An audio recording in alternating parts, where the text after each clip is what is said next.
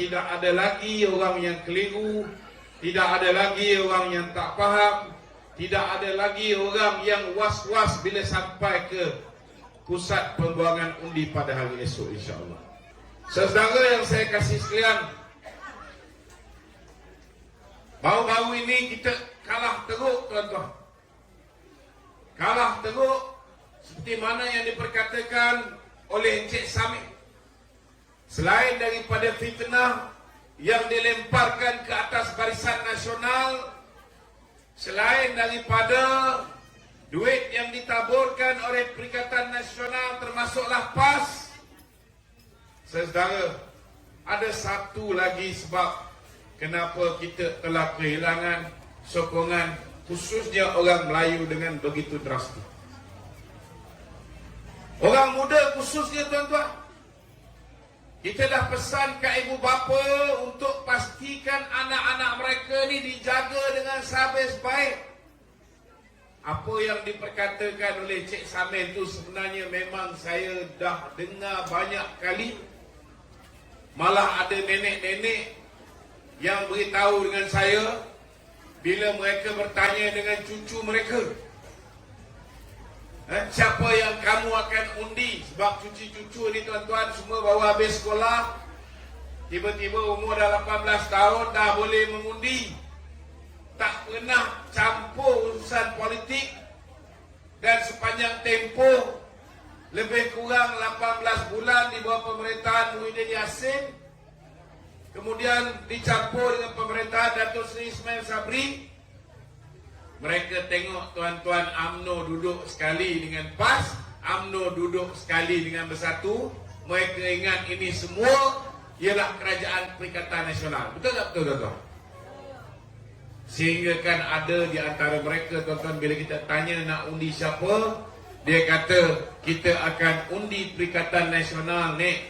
Sebab Datuk Seri Ismail Sabri dah buat macam-macam, dia umum macam-macam untuk orang muda. Padahal, tuan-tuan, Datuk Seri Ismail Sabri datangnya daripada Barisan Nasional.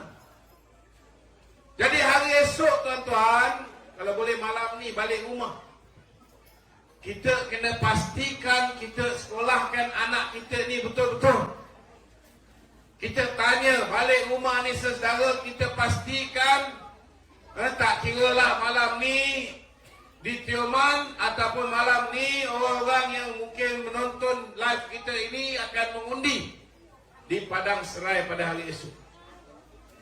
Tolong bezakan antara Barisan Nasional dengan Perikatan Nasional.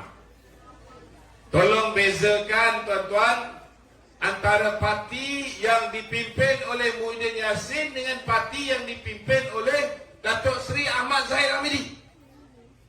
Dan hari ini untuk di Padang Serai, kita nak beritahu Barisan Nasional telah memberi laluan untuk kita menangkan calon daripada Pakatan Harapan, insya-Allah, tuan-tuan. Maknanya kawan-kawan di Padang Serai pada hari esok sampai di pusat pembuangan undi, jangan silap pangkah. Jangan pergi pangkah dacing pula di Padang Serai. Di Padang Serai, Barisan Nasional telah memberi laluan kepada kawan kita Pakatan Harapan, maka undi Pakatan Harapan di Padang Serai. Tetapi untuk di sini, tuan-tuan, alhamdulillah petang tadi saya bersama dengan saudara Fazli, calon daripada Parti Amanah yang mewakili Pakatan Harapan. Kita ucap terima kasih kepada Encik Fazli, lawyer kita, yang telah pun memberi laluan kepada Datuk Seri Johari, calon Barisan Nasional untuk Dun Tioman ini, tuan-tuan.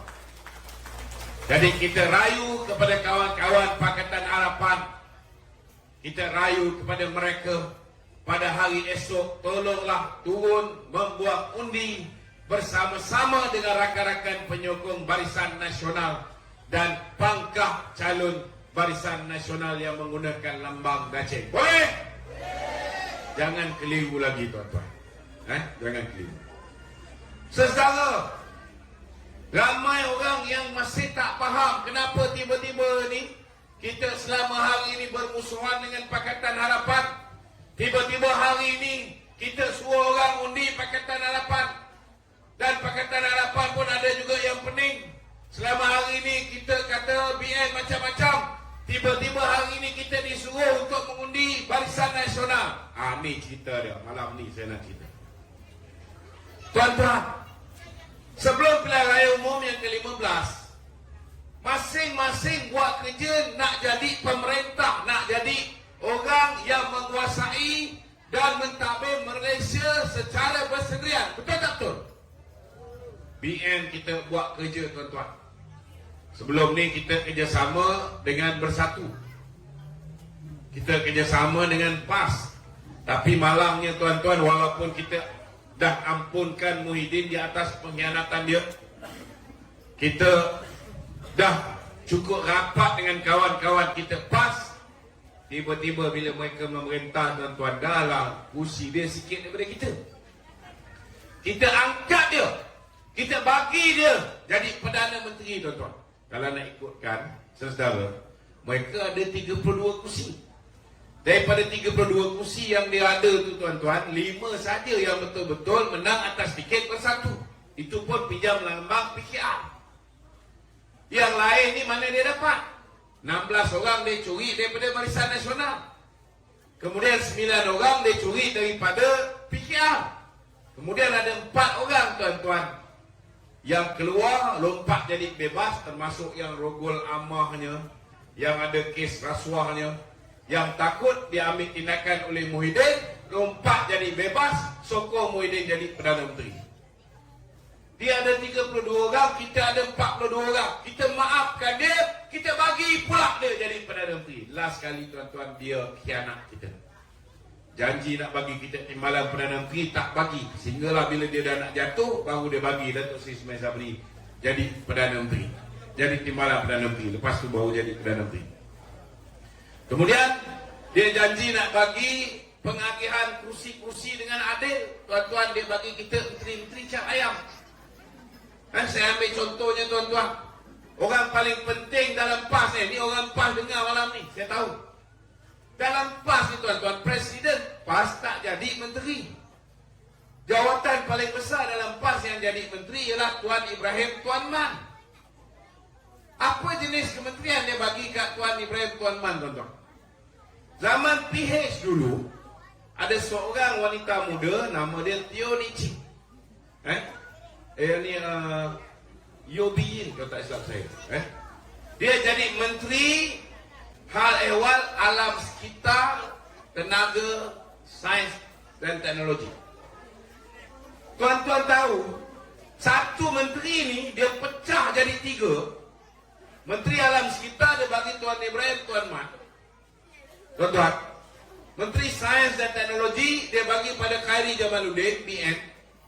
Menteri tenaga dia bagi kepada Samsul Anwar Nasrallah, Ketua Penerangan UMNO. Ini apa yang berlaku? Dia pecah 3. Begitu rendahnya standard pemimpin UMNO, pemimpin PAS di mata Muhyiddin Yassin, tuan-tuan. Walaupun parti dia sikit orang, sikit ahli parlimen. Menteri kanan 2. Menteri-menteri pun dia lebih banyak daripada UMNO yang mempunyai ahli parlimen lebih ramai. Itu tak apa lagi.